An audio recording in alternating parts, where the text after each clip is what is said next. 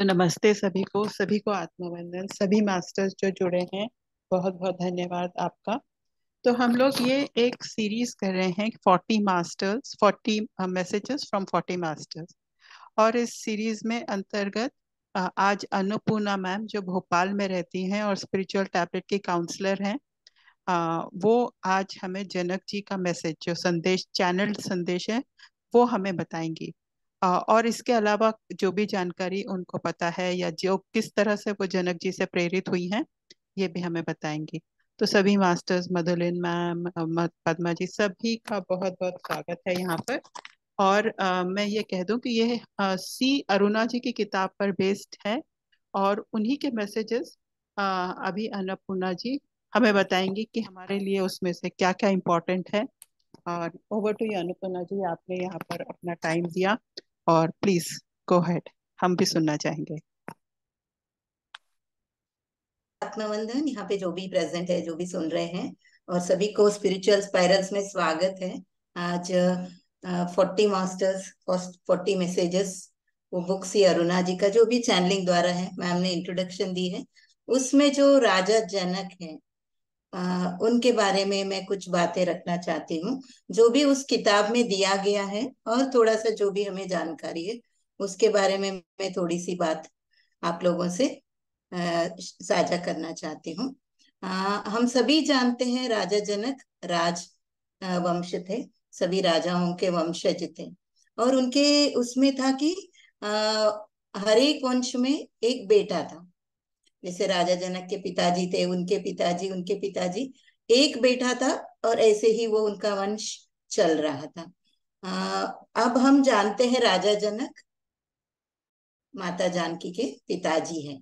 यहाँ पर राजा जनक खुद अपने बारे में चैनलिंग द्वारा बता रहे, तो हम जो जानते हैं उससे अलग हटके क्या है, हम ध्यानियों के लिए वो बातें बता रहे राजा जनक जी। हम इनके लाइफ स्टोरी से हम क्या सीख ले, हम क्या जान ले, ताकि हम अपने जीवन में, अपने लाइफ में उसको इम्प्लीमेंट करें, और उसके साथ हमारा जीवन को और उच्च लेवल पर ले जाए। जैसे हम स्पिरिचुअल उसमें जुड़े हैं, आध्यात्मिकता में, तो हम अपने को एक लेवल हमेशा ऊपर लेना चाहते। चाहे हम कोई किताब पढ़ के, ध्यान करके तो करते ही है, किताब पढ़ के, सज्जन सांगत्य करके, दूसरे गुरुओं से सुन के, जिससे भी हमें प्रेरणा मिलती है। तो वैसे ही ये बुक में राजा जनक जी बताना चाहते हैं, मैं राजवंशज हूँ, और मेरे वंश में हर एक को एक पुत्र होता था।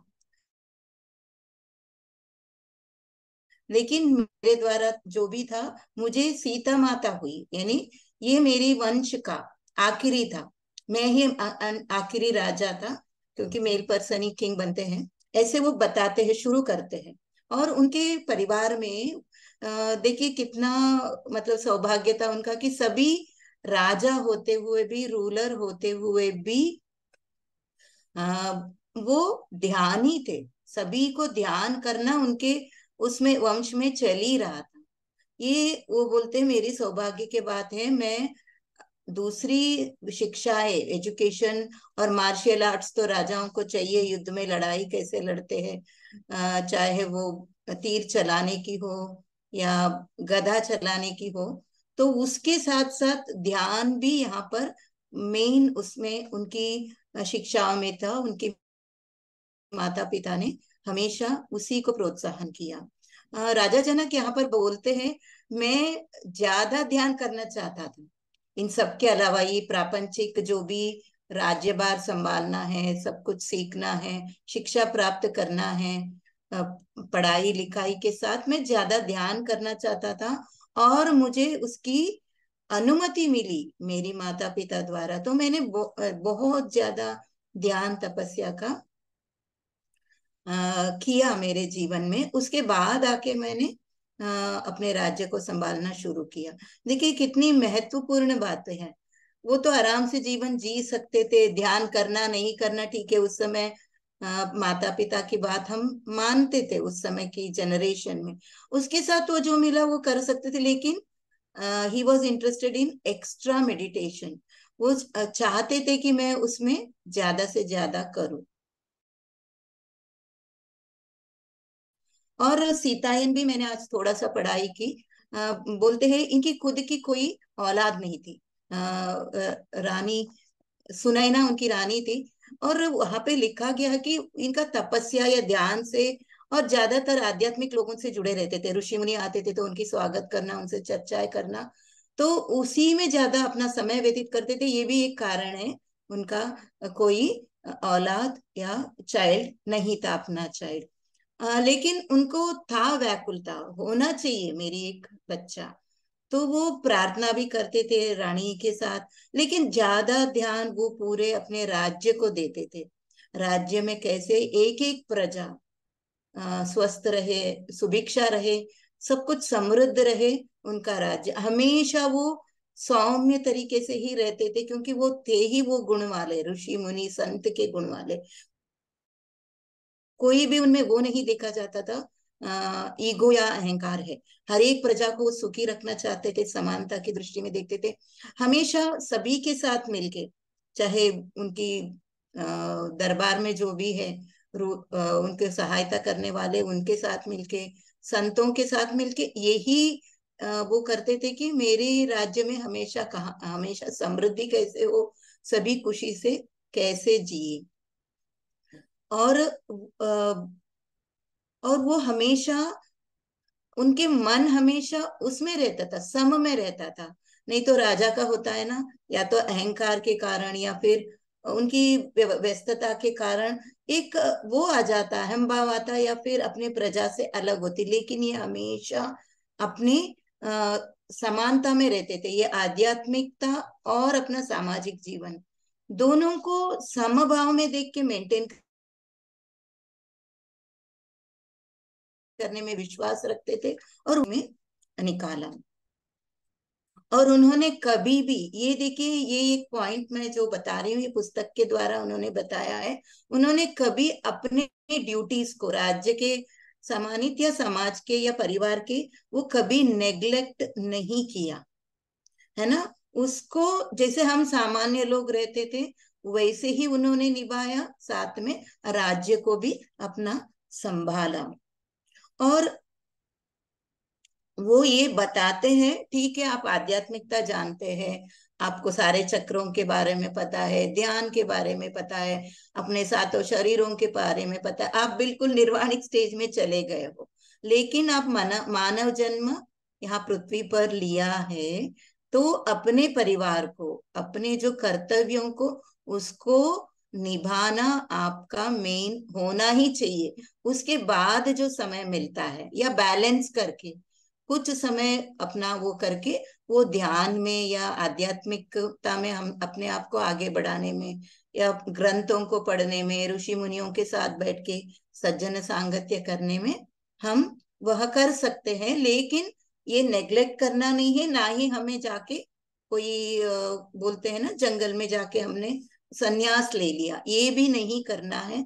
ये हमें ध्यानियों को यहाँ पर ये एक सीख मिलती है कि हमें अपना जीवन में जो एक्चुअल लाइफ है, फिजिकल लाइफ में कैसे हमें अपने आप को बैलेंस करके रखना है। चाहे वो आध्यात्मिकता हो, चाहे अपनी दैनंदिन जीवन हो, रूटीन हो, हमारी रिलेशंस हो, हमारी मनी मैटर। देखिए धन भी हमारे जीवन में बहुत महत्वपूर्ण वो रखता है, धन कमाना भी हो, धन संभालना भी हो, और फिर हमारी एटीट्यूड दूसरों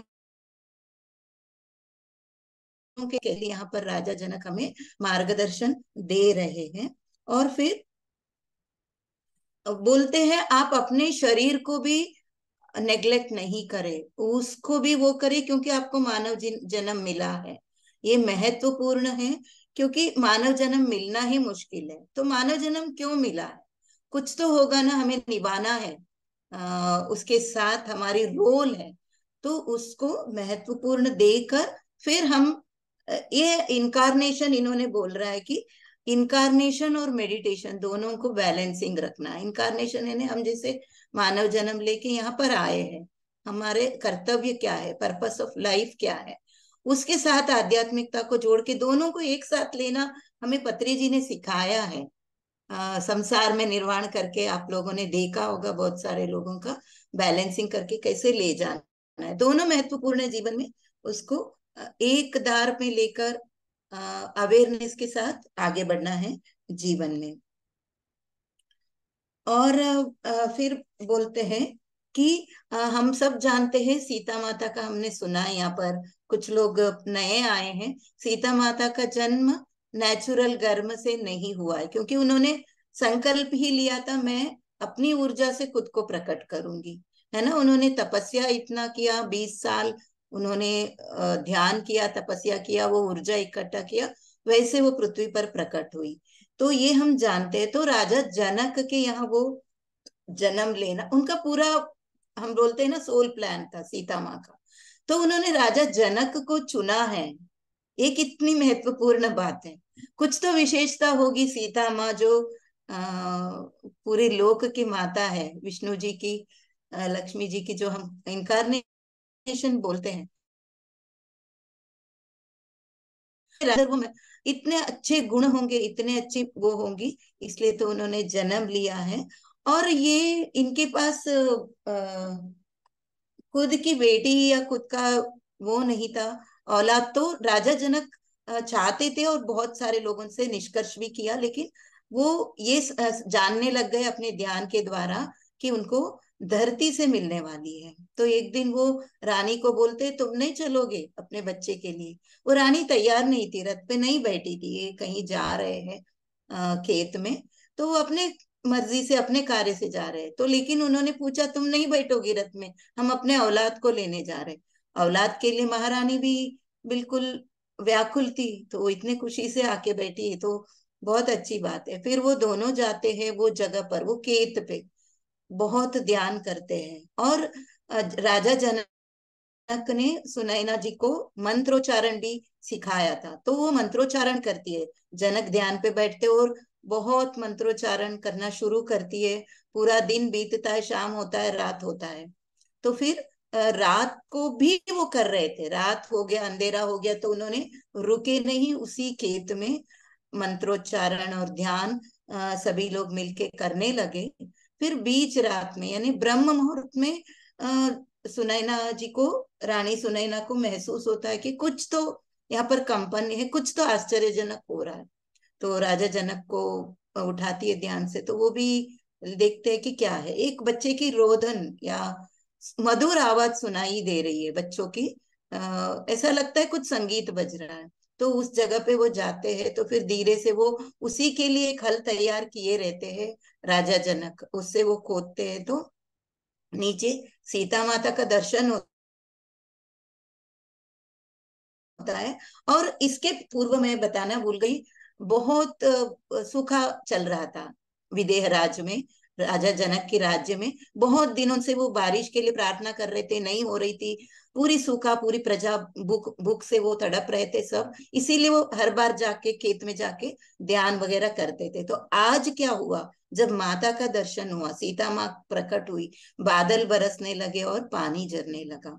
ये है महत्वपूर्ण बात इनके जीवन में, कि सीता माता का जन्म, और उन्होंने सीता माता को धरती का एक हिस्सा मानकर ही अपनाया। और उन्होंने ये बोला, जनक जी ने, कि ये केवल मेरे और रानी सुनैना की खुशी के लिए नहीं है, सीता माता का जन्म पूरी पृथ्वी की खुशहाली के लिए है, समर्पित है।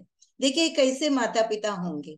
हम लोग क्या सोचते हैं, बच्चे होते तो चलो ये बड़े होकर इनके अच्छे से लड़का ढूंढेंगे, लड़की ढूंढेंगे, या अच्छी सी नौकरी करेंगे, हमारी बुढ़ापे की लाठी बनेंगे। क्या है हमारी संस्कार और उनका संस्कार। हम भी राजा जनक, कितने साल हो गए हम उनका पढ़ते हैं, हमको उनसे लेना चाहिए कि ये पूरे विश्व कल्याण के लिए सीता माता का जन्म हुआ। वो एक्चुअली वैसे ही है। देखो आज हम पढ़ रहे हैं, हम समझ पा रहे, सीता माता से ज्ञान ले रहे, उनका इंटेंशन वो है, तो वो प्रकट हुआ है। तो हम इससे भी हम अपना सीख सकते हैं। हम ध्यानी है तो हमारा इंटेंशन जीवन में क्या होना चाहिए, हमारे परिवार के साथ, हमारे बच्चों के साथ, हमारे आसपास, हमारी समृद्धि के साथ, चाहे पैसे हो, हमारी नौकरी हो, इंटेंशन अगर हायर हो, पूरी विश्व कल्याण के लिए हो, तो समृद्धि भी बढ़ेगी। वो बच्चे तो हमारी तो ख्याल रखेंगे, जब विश्व की कल्याण के लिए उनकी वो हो, तो हम भी तो विश्व का एक हिस्सा है। तो ये हमें सीख मिलता है राजा जनक की, ये सीता माता की जन्म के इसमें, है तो वो हमेशा उनका एक था कि हर साल वो जाते थे, खुद खेती बाड़ी में हल चलाते थे, ताकि लोगों को पता चले कि मेहनत करने से ही हमें धान खेत मिलता है। राजा होने के बावजूद वो हर साल उस समय जाते थे, हल चलाते थे जमीन पर, और सब करते थे। और दूसरों को देखने के लिए वो, हम बोलते हैं ना, मॉडल, रोल मॉडल थे अपनी प्रजा के लिए। ये भी यहाँ पर एक बात हमें सीखने को मिलते हैं। हमें अपने जीवन में क्या अडाप्ट करना है, हम क्या कर रहे हैं, हम अपना समय कैसे बिता रहे हैं, जीवन में क्या हमारा रूटीन है। उठ के खाना बनाया, खाया पिया और सो गए, बच्चों को पढ़ा लिखा, बस खत्म। या एंजॉय कर लिया, पिकनिक गए, या फिर हम किसी के लिए कुछ 0.01 भी अगर हम प्रेरणादायक काम करते हैं, वो बहुत सार्थक होता है। आगे के लिए तो है, इस लाइफ में तो लिए कुछ बोलते हैं ना, कुछ तो बीज डाले, भले प्रेयर ही करे। बोलते हैं ना, सभी का कल्याण हो, सभी का समृद्धि हो, सभी के जीवन में स्वस्थता। ये प्रेयर भी एक बीज का काम करता है। कुछ तो हम प्रेरणादायक काम करना है, ये हमें इनके इससे हमें सीख मिलती है। और फिर और उन्होंने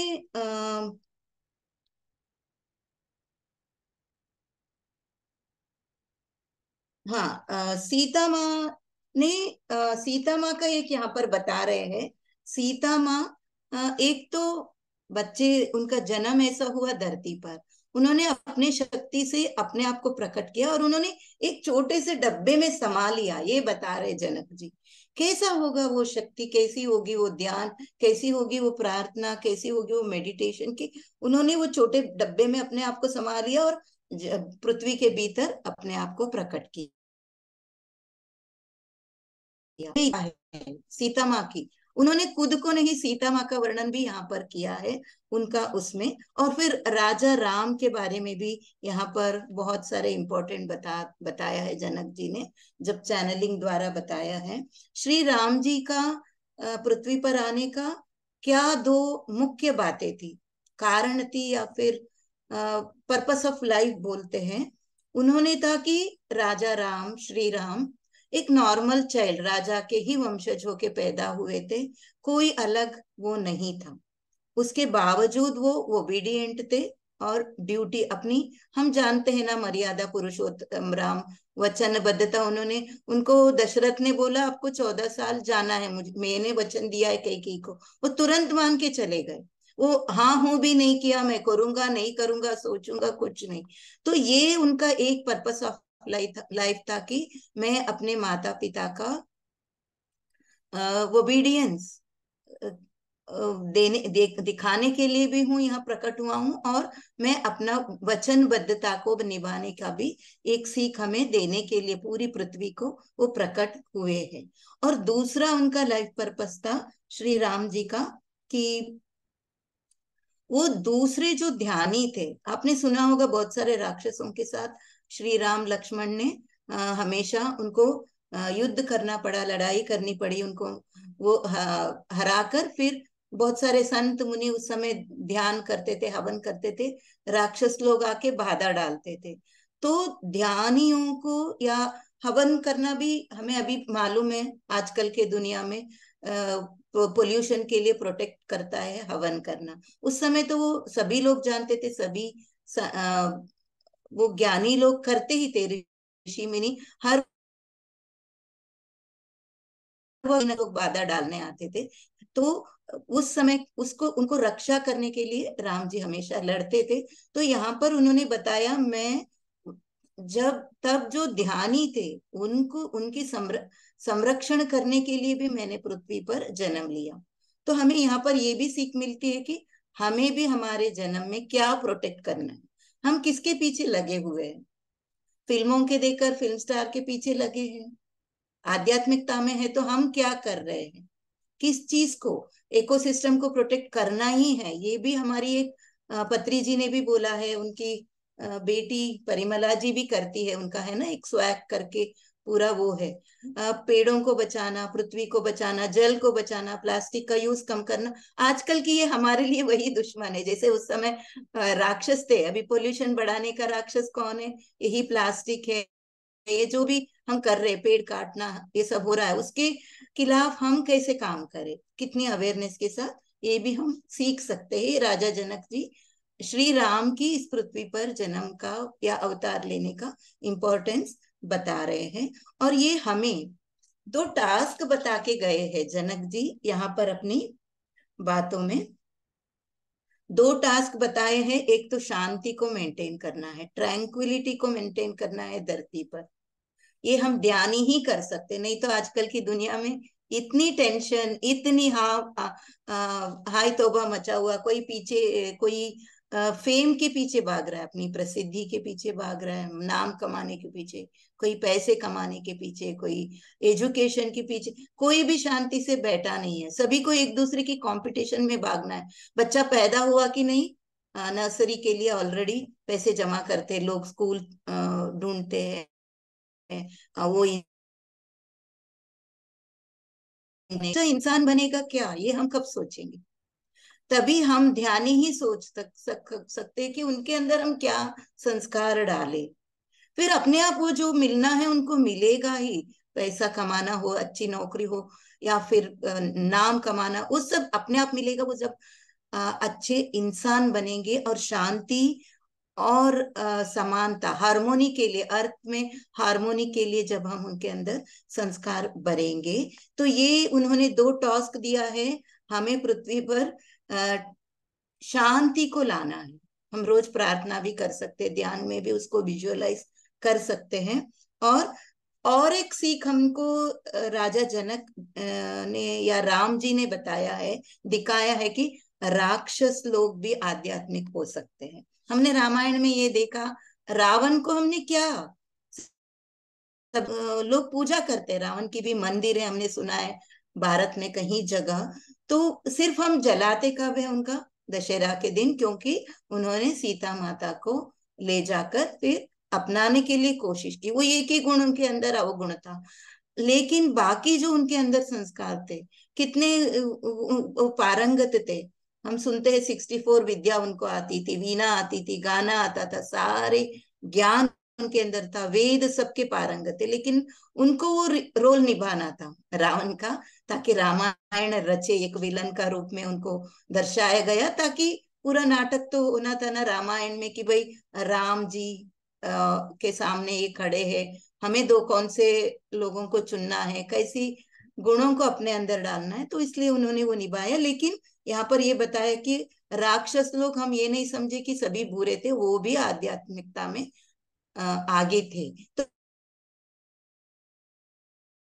तो हम यहाँ पर जब मेडिटेशन सिखाने जाते हैं, समानता की दृष्टि में देख सकते हैं ये सीख से, कि हम मान लीजिए हम अपने शहर में जाते हैं, हम ये समझे अरे ये तो पढ़ा लिखा नहीं है, ये क्या मेडिटेशन सीखेगा, ये तो बिजनेसमैन है, इसको बोलना ही नहीं आता, ये कि मेडिटेशन या ध्यान कोई भी सीख सकता है। पत्री जी का हम एग्जाम्पल लेंगे, वो ये कि घर जाके लोगों ने दरवाजा नहीं खोला, बंद किया, बोलते फिर दूसरे दिन या अगली बार जाते थे, फिर कटकटाए, तभी तो हमारे पास आई। मैं तो यहाँ पर नॉर्थ में बैठी हूँ भोपाल में, मैं साउथ की हूँ, लेकिन थी नहीं उस समय, शुरू हुआ था बोलते, मैं 83 में ही नॉर्थ आ गई। मेरे को अभी 2 साल 3 साल पहले पीएसएस में जुड़ने का मौका मिला। अगर पत्री जी हताश होके बैठते, अरे ये लोग ऐसे, ये नहीं सीखते, और उनको ऐसा नहीं कि पूरी फैमिली उनकी मदद कर रही थी, उनके खुद ही बोला उन्होंने, उनके भाई लोग उनको मना कर रहे थे, लेकिन उन्होंने बोला कि ठीक है, मैं जिसको सिखा सकता हूँ उनके पास, जब उन्होंने कोशिश करी और यहाँ तक बढ़ा है, 30 साल से ऊपर हो गया, ये हमारा पीएसएसएम खड़ा हो गया, और पूरी भारत में इतने सारे पिरामिड ध्यानी बने, पिरामिड्स का भी उन्होंने वो किया, ये हमें सीखने को मिलता है। और फिर और एक है, यहाँ पर राम की भी बता रहे हैं जनक जी, या खुद का बता रहे हैं कि वो अपने शिष्यों के लिए सहृदयी थे, उनके अंदर सॉफ्ट कार्नर था। हम कैसे है इसमें सीखे, हम अपने आप को बहुत बड़ा ध्यानी मानते हैं, तो फिर हम दूसरों के पास जाएंगे तो कैसे जाते हैं, अरे आप लोगों को कुछ नहीं पता, चलो बैठो मैं ध्यान सिखाती हूँ, ऐसे तो नहीं। सामने वाले को सबसे पहले हमने नीचे उतार दिया, उसको पहले मोटिवेट करना है, नहीं आप भी ये कर सकते हैं, आप और हम एक ही है, तो हम वननेस में ही है, सभी के अंदर वही ब्रह्म है, अहम ब्रह्मास्मि, या तत्वमसी में यही तो हम सीखते हैं कि सभी के अंदर वही चेतना वही है। हाँ, कोई जागृत हुआ है, अपने खुद को पहचाना है, कोई जागृत नहीं हुआ है। तो हमें ये सीखने को बता रहे हैं कि भाई शिष्यों के साथ, चाहे राम जी हो, देखो राम जी का हमने कहानी सुना है, वो तीर चलाते हैं उनके नाभि पर, रावण हताश होके गिरते हैं, फिर उनके मुंह से भी राम निकलता है, जय श्री राम निकलता है, ये सुना है। और उसके बाद राम जी हाथ जोड़ के वो पूरी शरीर को क्षमा मांगते हैं, रावण जी को मारने के बाद, या जो भी लोग वहां पर मरे हुए हैं युद्ध में, रामायण के युद्ध में आखिरी दिन, आखिरी बार तो सभी से क्षमा मांगते हैं। ये क्यों मांगते हैं? वो तो रोल निभा रहे थे कि वो मुझे यहाँ धर्म को अधर्म से ऊपर उठाना है, इसीलिए मैं ये कर्म कर रहा हूँ। मुझे कोई द्वेष नहीं, देखिए अंदर द्वेष नहीं होना रावण को, रावण के ऊपर। हम भी अभी कभी कभी सुनते हैं तो सीता की कहानी, रावण के ऊपर बहुत द्वेष अंदर होता है, लेकिन राम जी ने अंदर द्वेष नहीं पाला, केवल दुनिया को दिखाना था, धर्म को रक्षण करना है, अधर्म का पालन नहीं, अधर्म का पालन जो भी कर रहे हैं उसको विनाश करना है। हमें संस्कार क्या देना है आगे आने वाली पीढ़ी को, वो दर्शाने के लिए उन्होंने वह किया। वो और ये बोले कि मेरे साथ शिष्य हो या कोई भी हो, गलत व्यवहार किया उसके बाद भी मेरे अंदर उसके पति प्रति सम्मान है, प्रेम है, वही मैं दर्शा रहा हूँ। ये हमारे लिए यहाँ पर एक मार्गदर्शन है। और रावण ने बस ये नहीं देख पाया, सीता का उसको सुंदरता दिखी और जो भी गुण दिखा, लेकिन वो ये नहीं देख पाया रावण की वो राम के साथ कितने डिवोटेड थी। सीता तो मुड़ सकती थी, कितने साल हो गए, अरे रावण के साथ भी, राम के साथ भी रह के उनको क्या सुख मिला, 13 साल तो ऑलरेडी वो वनवास में थी, शायद वनवास आना पड़ा। वो सोच सकती थी अरे यार 13 साल तो देख लिया राम का, मेरे कौन सा मिले, मुझे यहाँ तो मुझे सब कुछ मिल रहा है। रावण ने सब कुछ उनके लिए रखा, लेकिन सीता जी दृढ़ थी, और राम के प्रति उनका प्रेम, दृढ़ संकल्प को देखकर राम ने वो सीखा नहीं, लिया नहीं अपने अंदर, है ना। तो वही एक उसके अंदर दुर्गुण था, उसके बावजूद राम ने उनको माफ किया। ये जनक जी इस 40 मास्टर्स 40 मास्टर्स फास्टी में 40 मैसेजेस में बता रहे हैं। और 2 पॉइंट मैं जानती हूँ इस बुक के अलावा, वो मैं बताना चाहती हूँ। मुझे बहुत प्रेरणा की जनक जी को लेने के लिए, मैंने अपनी गुरु तेज गुरु सरश्री बोलते हैं तेज ज्ञान फाउंडेशन के, उनसे सुना था। वहां पे हमें हर साल एक इंटेंशन मिलता था, उसको फॉलो करें।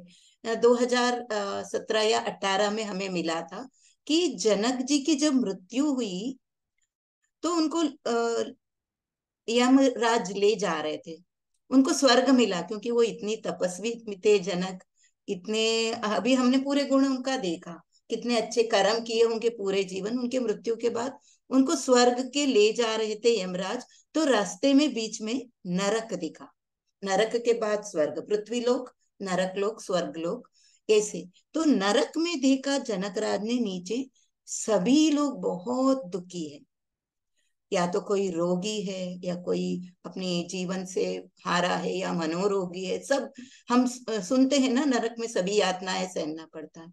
तो वो देख के वो बहुत दुखी हुए। देखिए जनकराज के अंदर की करुणा, उनके अंदर करुणा जागी।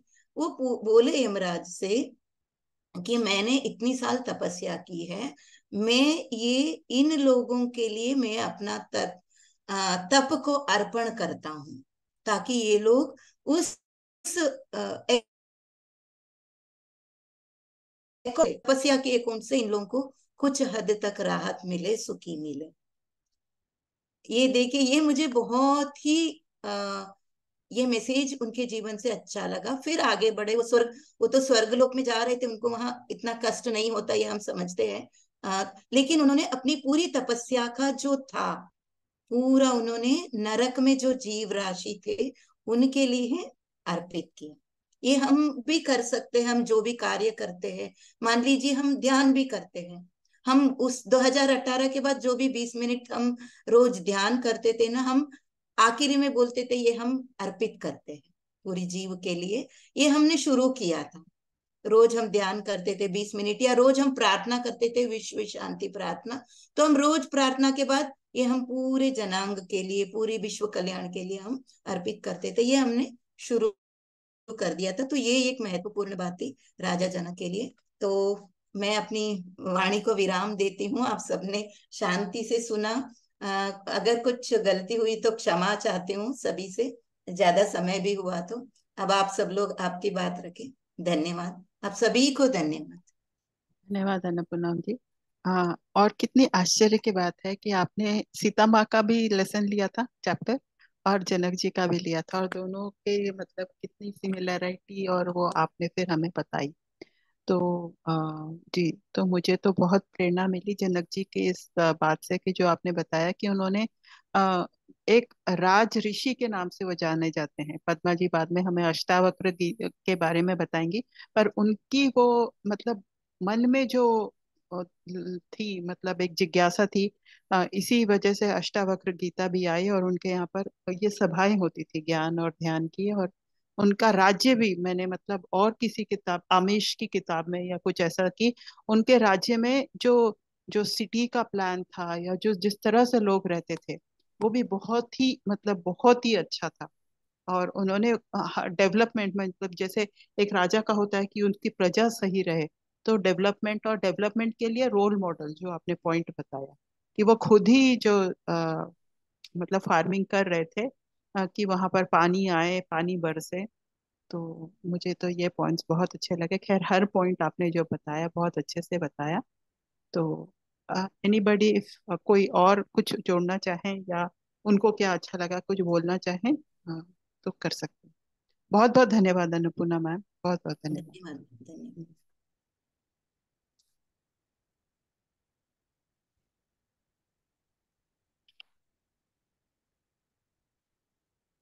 और कुछ नहीं है तो फिर हम सभा समाप्त करते हैं। पद्मा मैम या धारिणी मैम, और कौन? मधुलिन, मधुलिन मिश्रा मधुलिन। मैम भी है। हाँ, मधुलिन। हाँ। हाँ, मधुलिन जी हर सेशन में आते हैं, इसके लिए मैं उनको हर समय धन्यवाद देती हूँ, क्योंकि ना प्रेजेंस से, सबके प्रेजेंस से ऐसा लगता है कि जब, खैर बाद में तो देख ही लेंगे, लेकिन जब वो प्रेजेंट होते हैं तो बहुत ही अच्छा लगता है। एनर्जी मिलती है मैम, एक हाँ, एनर्जी मिलती ऊर्जा है। मिलती है हमें। जी जी यस, जी जी। Yes, yes. Thank you ma'am. Thank आपने यू, बहुत अच्छे थैंक से समझा लिया। बहुत अच्छा लगा। मुझे सबसे ये अच्छा लगा वो जो लास्ट में आपने बोला, जो वो जा रहे थे, हम उनको लेके जा रहे थे और उन्होंने अपना पूरा ध्यान का पुण्य दे दिया। इतने महान थे कि वो अपना पुण्य भी छोड़ दिया। बिल्कुल, बिल्कुल। वो मुझे सबसे अच्छा लगा, और हमें भी ऐसा ही करना चाहिए मैम। बहुत बहुत अच्छे से आपने समझा दिया उनका मैसेज। धन्यवाद, बहुत अच्छा लगा। थैंक यू, धन्यवाद, thank you ma'am. You Annapurna ma'am, बहुत ही अच्छा लगा। और धन्यवाद। सबसे इम्पोर्टेंट, जो हम लोग ना स्टोरी में खो जाते हैं, तो स्टोरी के पीछे का जो पर्सन है और क्या, वो चीज आपने उजागर करी है, तो इट्स वेरी नाइस। मैं और भी देखती हूँ, जब मैं अटेंड नहीं कर पाती मैं यूट्यूब पे देखती हूँ। थैंक यू मैम, बहुत बहुत धन्यवाद। Thank you ma'am, thank you. तो पद्मा जी शायद बिजी होंगी इसीलिए, वरना अच्छा, हाँ पद्मा जी आप कुछ बोलना चाहिए, हाँ। नहीं थोड़ा सा आपकी मैम, आवाज क्रैक हो रही है मैम। मैं सुन ही रही हूँ। अच्छा आज अच्छा। सुन रहे थे स्टोरी। हाँ, फिर से।